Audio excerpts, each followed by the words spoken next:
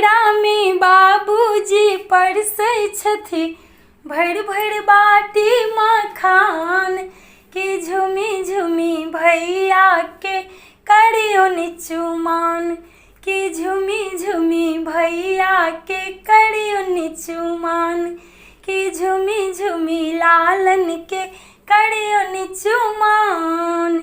भैया को झगड़ा में बाबूजी परसै छथि भरि भरि बाटी मखान कि झुमी झुमी भैया के करियो निचुमान कि झुमी झुमी भैया के करियो निचुमान कि झुमी झुमी लालन के करियो निचुमान।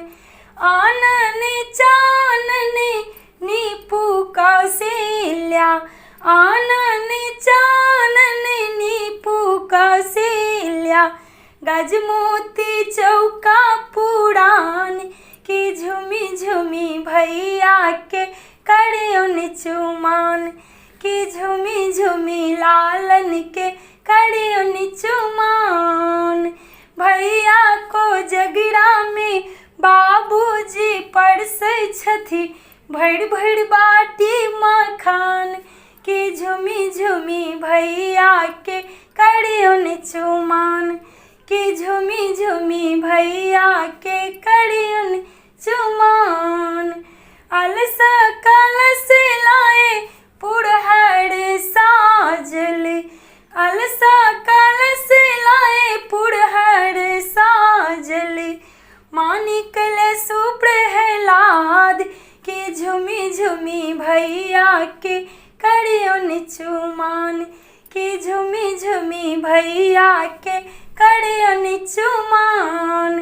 भैया को झगड़ा में बाबूजी परसै छथि भरि भरि बाटी मखान कि झुमी झुमी भैया के करियो निचुमान कि झुमी झुमी भैया के करियो निचुमान।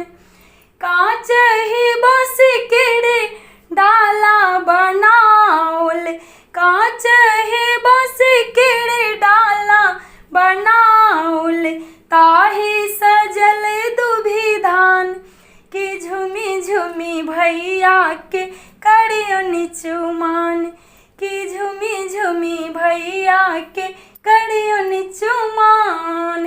भैया को झगड़ा में बाबूजी परसै छथि भरि भरि बाटी मखान कि झुमी झुमी भैया के करियो निचुमान कि झुमी झुमी भैया के करियो निचुमान।